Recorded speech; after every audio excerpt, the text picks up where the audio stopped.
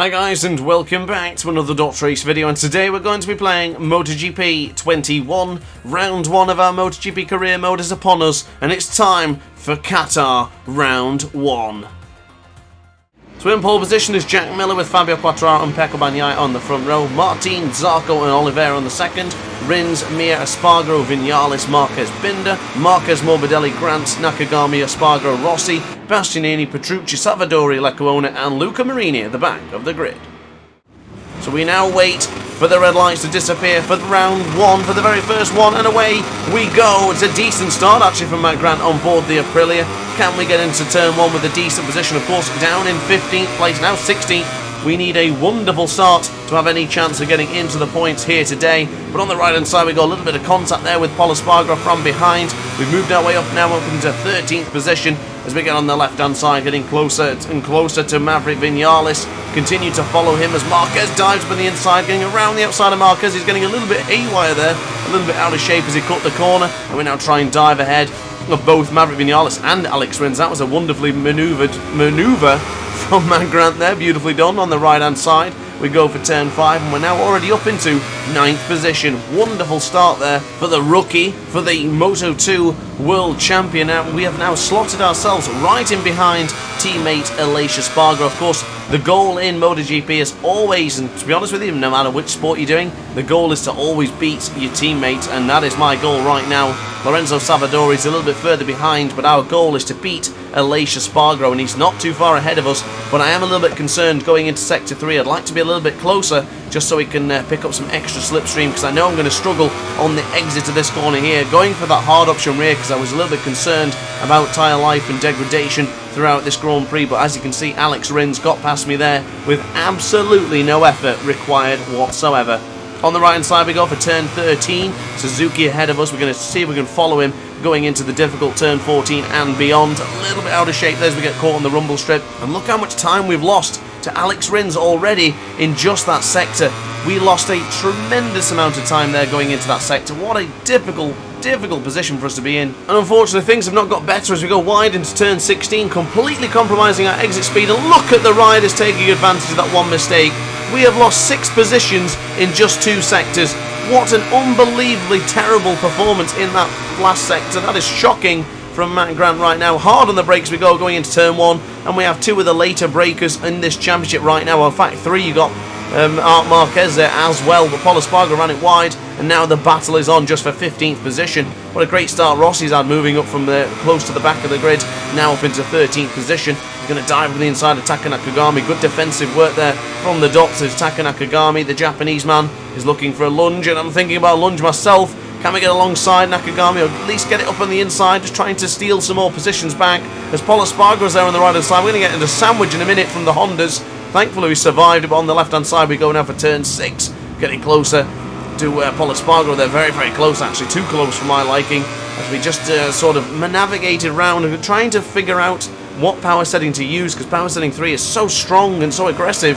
It's difficult to get the acceleration in on some of these corners, but right now down in 15th position is not what I expected. We have gained no more positions than when we started. Pretty bad result for us so far. As you can see, we've got a couple of riders ahead of us who we might be able to chase down, but this Sector 3 is the biggest telling point. I've reduced it down to power setting 2 to give us that extra smoothness, but I still don't think that's enough. We're losing way too much time in Sector 3 and Sector 4. This is a very difficult situation for the man on board the Aprilia to be in right now. We have Taka Nakagami behind us, and the man who was at the back of the grid to start this one off, Luca Marini, just a little bit behind. We made a mistake going into that corner there. This is not looking too good, ladies and gentlemen. With 2 laps of 11 not even completed yet, we are looking like we're going to go backwards in this Grand Prix. Difficult situation for us to be in right now as Nakagami dives up in the inside for turn 16. Beautifully done there for the man on board the Honda, and we are now pushed down to 17th position. Full acceleration with power setting 3 with some slipstream though. Gains us 2 more positions as we fly past the Ducati and the Honda as well. We're going into the right hand side now for turn 1. That is all immaterial because I'm pretty certain the Honda will start to stretch its legs and get away from me. We're pretty good in the first 2 sectors, but then the rest of it just comes to an absolute collapse. Really difficult start there for the Doctor, or at least Dr. Ace, let's say. Not the Doctor, of course. More so with this Doctor, Dr. Ace, as you know. We're difficult so far. Now, I know some of you guys said I was going to struggle in MotoGP, and I think you're right so far. This has been very, very challenging, and you know what? I'm all about the challenge. I'm all ready for it. I absolutely love a good challenge, and if we need to improve the bike, if we need to do that extra couple of hours just to try and improve it, then so be it. We will improve this Aprilia, and we will get them to the promised land someday, I assure you. But for the time being, on the right-hand side we go for turn 7, defending with all our might for 16th position, and we have Luca Marini absolutely harrowing us right now. He is desperate to get on through. We're holding him back, it seems, as we get on the right-hand side for turn 9. He's just waiting for a lunge. Look how close he is. Why are we struggling so much on board this Aprilia right now? It really didn't feel like this in Malaysia. It feels like we've taken a massive step back, as Luca Marini has already made short work of me. Can we dive up in the inside? We certainly can't. Going into turn 12, we lack the confidence, as Enea Bastianini now takes advantage as well. What a shocking race for us so far, as we go practically backwards going into turn 14 as we try to make a lunge. Brad Binder now has taken over into 18th position. Ladies and gentlemen, head in hands. Head in hands. What a shocker of a Grand Prix so far for Matt Grant. I can't wait for this one to be over already. This is terrible. Why are we struggling so much? We're losing so much speed. We're losing so much power on the acceleration. We need to go back to the drawing board and figure out what is the biggest issue with this Aprilia right now. What is plaguing us the most? Because, of course, right now we're getting totally embarrassed by our teammate Aleix Espargaro. In fact, he's actually embarrassing both of us. Lorenzo Savadori and myself are struggling mightily in this one, and Aleix Espargaro sitting quite happy up there in the top 10 positions, so great job from the teammate. Let's see if we can steal some of his data going into Argentina for round 2, and I tell you what, Argentina is a track to look forward to, because I adore that track, and hopefully we can make amends for this one today, because I really don't think we're going to improve much from this position right now. Maybe towards the end of the race we'll come back into it, we might get a little bit more momentum brewing, but right now, guys, I'm going to have to apologise. I think I've disappointed you all. This has been a very, very difficult situation for us. But you know what? I mean, this is so backwards, but I'm excited for it. I'm pleased that it's not going to be, you know, a piece of cake. It's not a doddle. I'm really liking this sort of challenge that we've got brewing for ourselves. The Aprilia, yes, it's a difficult bike to handle. It's a difficult bike to master. But we will do it. I promise, we will get there. I don't know how long it'll take. Well, that is the goal. We'll stick with Aprilia until we get the job done. Maybe 2 seasons, 3 seasons, whatever it may be, I'm in for the long run, and I hope you guys are too. So if you are, like, comment and subscribe to let me know that you are part of the Aces and you want to be part of this project for Aprilia. This is called Aprilia Ace. This is the new sort of challenge we are doing right now, as Brad Binder takes over into the exact same position he got us last time, as we try and fight back against Lorenzo Savadori. I don't mind being the second teammate, but you can't push me down to being the third teammate. Lorenzo, just don't do it, mate. I'm happy to be in where I am right now in 19th. Yes, it's nothing to rave about or to get excited about. We're going to try and chase down Brad Binder. I was going to say Darren Binder. That was a bit of a throwback to the past in Moto 3, isn't it? So at least one consolation. We do have a battle brewing right now between Brad Binder and Matt Grant, and it looks like we've been able to close in a little bit to Enea Bastianini and Luca Marini. Either that or they just haven't been able to get away from us. I do feel after that lap time there, 0.5 of a second quicker than the previous lap, maybe we are beginning to improve a little bit. As you can see, the last lap times in the screen on the right hand side have been quite a decent improvement every lap, so let's see how we can progress here. This is all a learning curve. I didn't spend too much time in the practice sessions, I'll be honest with you. Oh, as Brad Binder dives for the inside there, the KTM, the Red Bull KTM, we're fighting with them once again. Seems that's all we did last season in Moto 2, fight against Raul Fernandez Remy Gard as we make a contact there with Brad Binder. What a awful manoeuvre that was, as, oh my goodness, Iker Lecuona is now taking advantage of this situation, as Grant is defending with every little bit. Is this like it's for a championship? There's another KTM behind us. What this KTM sandwich we're in right now. We have Binder, we have Petrucci, we have Lecuona. This is getting quite ridiculous, as now Petrucci takes over with Lecuona just a little bit behind. The left-hand side, we'll go for turn 10. This is the worst sector for me right now. Maybe chucking into power setting 3, I don't even know. We just can't seem to find any smoothness going into this sector. And of course, 0.9 of a second down now to our previous lap time. After that awful contention of riders just beating us up in left and right hand corners. Very, very difficult situation for us right now. It's It's not looking good, is it? I mean, we're going to keep pushing on no matter what. We're going to keep on going. Whether we finish dead last or not, we're just going to keep on pushing because that is what we do. But I've got to be honest with you guys, it looks like the AI difficulty has been improved, because thinking back when I last played Qatar, I don't remember the lap times being so quick. My lap times have been somewhat off, because of course it's been a little bit slower than I usually would like to do. Probably 153s, maybe a little high 152s I've done in the past, but right now, difficult situation. But of course, not really had much experience in MotoGP, and the last time I really played MotoGP was to do guides and tutorials, so I guess, you know what, that just sounds like an excuse. I'm just going to accept it. I suck so far. We just need to improve. We just have to improve, that's it. I'm not making excuses, actually. That's what it used to be. This is the present. We're on board the Aprilia. Tough situation. It is a tough situation. I don't really know what else to say. I'm disappointed that I've not been able to bring you a classic battle so we can be fighting at the front. But you know what? I'm big enough, I'm old enough, and I'm brave enough to say I struggled so much in Qatar on board this Aprilia. But we need to bounce back. And you know what? Seeing us just disappear and go backwards behind Nilo Petrucci and the other Tech 3 KTMs, it's not looking promising for us, but I'm still excited. I'm still very, very enjoying this experience. The thing we're going to do now is just focus on improving our lap times lap by lap and just stay within track limits, like we almost just took an advantage of there, almost abused it a little bit, as we now have Iker Lecuona behind us. And who knows, something could go wrong at the front, and well, unless 20 other riders go down in front of us, we won't be winning this one. So but for the time being, maybe I'm going to consider changing some of the stuff, maybe reduce anti-wheelie, maybe change traction control settings, maybe even change the engine braking. We still have a lot to discuss and we still have a lot to change. Let me know in the comment section down below if you have any advice. But right now, Marc Marquez has gone down. Something's happened to the 8 times world champion. He has gone down into turn 15. Not sure what's happened to him right now. But of course, he won't be featuring anywhere near some top podium positions right now. At least one thing we can say is we're going to finish ahead of Marc Marquez in our very first race. Yes, put that in the history books. Right now, Lorenzo Savadori is going to be a bit of a pain, because our only goal towards right now at this point in the race is to finish ahead of Lorenzo Savadori. I really don't want to be the third option for the team, Lord almighty, as Savadori dived up to the inside and lost a bit of confidence on the brakes going into turn 1, and Savadori definitely took advantage of that. We'll try and dive up to the inside of the man on the board, the Aprilia, our teammate of course.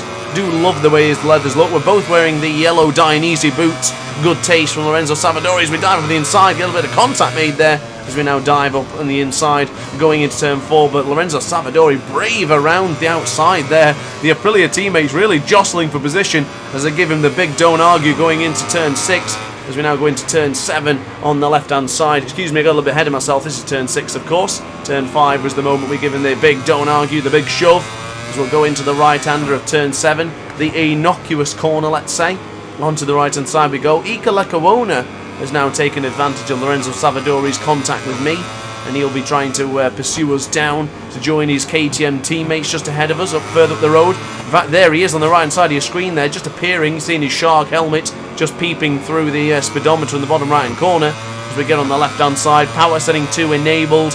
I really don't trust power setting 3, it just doesn't give me much confidence going into these particular corners. On the right hand side we go for turn 12. We'll be doing it once more for turn 13, and then once again for turn 14 in just a moment's time. Braking roughly in the middle, trying to slow the motorcycle down. We've run it wide and we've just touched the outside of the track there. No track limit warning was given. Probably a pity track limit warnings because we've been so bad in this Grand Prix so far. But full acceleration now going to the final corner. Quite hard on the brakes, but not hard enough it seems, because we've ran it a little bit deep going into turn 16. Lecuona has taken advantage, and same can be said for Savadori, but full acceleration now, still in power setting 2. We do manage to keep them at bay and hold on to 19th position. At least for one thing you can say, we're still having a battle.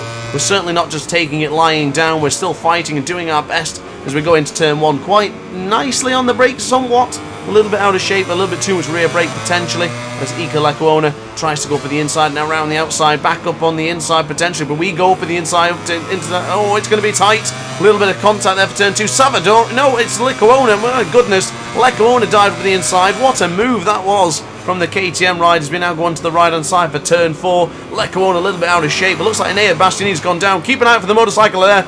Lord almighty, that was a bit too close. A bit too close for comforts, let's say, as Lecco has taken advantage of 18th, and we're going to get an aggressive move up in the inside there, going into turn 6. He had the Binder treatment. We did that to him earlier on. Bit of a dive bomb Darren. Shout out to dive bomb Darren in Moto 3. Not seen him in quite a while. As we go into turn 7 on the right-hand side, still fighting with all our might to dethrone Ika Lecco from that 18th position. We've held it for so long. Give it me back. Well, actually, I guess it was 19th at the time before Enea Bastianini met his demise. Also, something's happened to Franco Morbidelli. Franco Morbidelli is now into 21st position for the number 21. Not sure what has exactly happened there. Obviously, something has gone wrong for the Italian/Brazilian.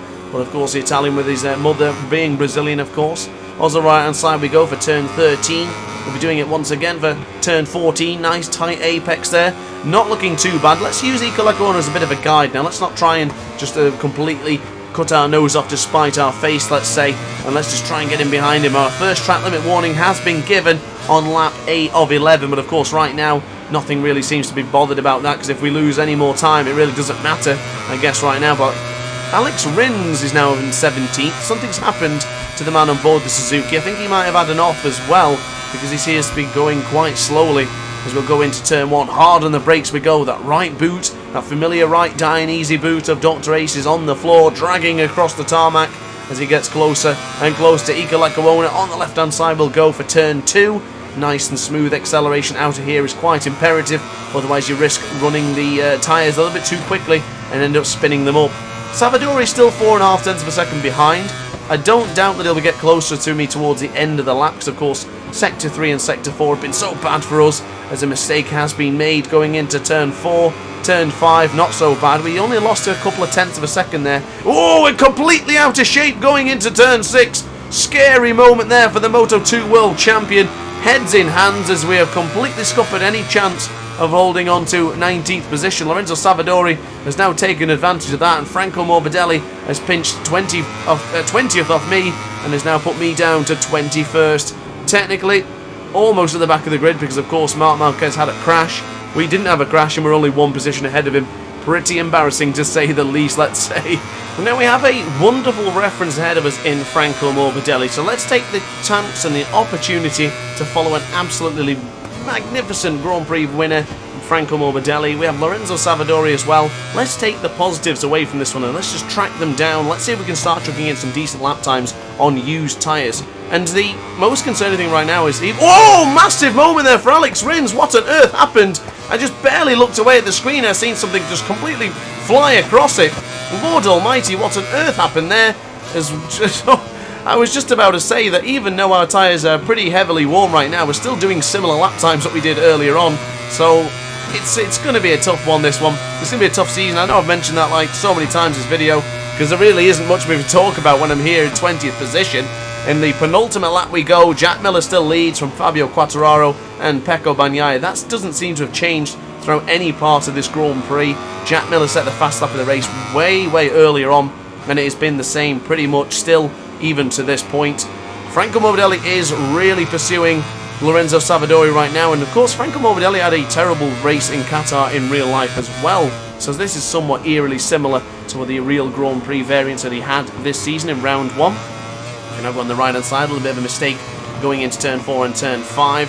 Turn 5 touching the apex there, or a little bit beyond the apex, and getting ourselves a second track limit warning there. Stuttered a little bit, my apologies, as we go into turn 6. Still down by a tenth and a half to our fast lap of earlier on, which was a 1:53.762. I do think maybe I should have kept the medium tyre. The hard one was probably a gamble that I didn't really need to take. I did feel like we'd be a little bit more competitive as Marc Marquez has gone down behind us. That might end his Grand Prix quite early, but I guess on the penultimate lap when you're 30 seconds down behind the man who's in 20th, I guess it isn't a bad idea to park it up and go home and start it, get ready for Argentina. He's just crashed immediately afterwards, actually. That could be it for him. No, he's still getting back on the motorcycle and still continuing. Unbelievable determination from Marc Marquez there. So, of course, looking on the screen on the left-hand side, we are down by 24 seconds to Jack Miller right now, which is really awful. but I'm still confident with this bike. I'm still sticking to it. I said earlier on that we would continue to work this bike out, we would continue to improve. I do feel like this is not my best performance anyway. I think I've struggled quite a lot. I think I'm putting too much acceleration on, a little bit too early in the corners. I think I need to just calm it down, the acceleration. We're not utilising Moto 2 machines anymore. We're not using Moto 3. We need to be focusing on the present and on the future, and we need to be learning a little bit better on the braking and the acceleration. Now, of course, just to mention, I don't have any of the assists turned on. I don't have the braking assist or the acceleration guides. I don't know if they will help. Maybe I should try it to see if it does. But for the time being, I'd rather learn it without and just get better at the game in the most difficult way possible, just because I like the additional challenge, and I do really enjoy this challenge, so I'm extremely excited for the rest of this season. I think I'm more excited for this one now more than I was in Moto 2 and Moto 3. Now, granted, Moto 3 was an instant classic. The second it started, we were just competitive, we were taking pole positions, we were winning races, we were just super competitive from the second the gun was fired, let's say, the metaphorical flag was waved. But as you can see, and you can see it in the practice sessions, we have a challenge on our hands, and you know what, I'm really excited for this. But it's also very, very bizarre, and I'm not fully committed on the idea that this is going to be completely a struggle. Because bear in mind, we did extremely well in the winter test. We did take top position by about 16,000 of a second ahead of Johan Zarco. So, is it just the track? Is it a little bit of an anomaly for us? Is it a little bit one of those grey areas that we've just had a little bit of a difficult Grand Prix? Still getting used to things, a little bit of nerves. I'm using a brand new recording software as well, whether you want to say that's a new thing or not. Who knows? But right now, guys, the only thing I can tell you is that Jack Miller's just crossed the line and he has won the Grand Prix of Qatar. Fabio Quartararo took second and Pecco Bagnaia took third place. There's a little bit of a change at the end there with Johan Zarco, but I'm pretty certain Francesco Bagnaia did take third position. But guys, this is going to be our final line, a final entry to the final corner and the final straight. The back straight for the final time here in Qatar, and it is over. The worst Grand Prix of our career. So Jack Miller won the race here in Qatar, just 67,000 of a second ahead of Fabio Quartararo and 0.2 ahead of factory Ducati teammate Pecco Bagnaia. Look at the championship standings, it's not hard to work that one out. It is pretty much exactly the same as it was at the end of the Grand Prix. No points for us in our very first MotoGP race. So look at the team championship, and Ducati Lenovo team right at the top of the page, 17 points clear from Monster Energy Yamaha, and of course 19 points clear from Johan Zarco and Jorge Martin in the Pramac Racing Ducati team. 9th place and almost last is the Aprilia Racing Team Gresini for Matt Grant, Savadori and Espargaro. But guys, upon that note, thank you for watching the video. I hope you enjoyed. Like, comment and subscribe if you did, and hit the notification bell to be alerted to every single Race upload. Thanks for watching, guys, and ciao for now. Oh hi, didn't quite see you there. Good to see you're still here. If this video didn't quite sate your appetite, then why not watch some more Race content by clicking the video shown on screen now. Furthermore, if you would like to follow me on social media, you can do so now with the links down in the description. Consider subscribing so you don't miss a single Race video.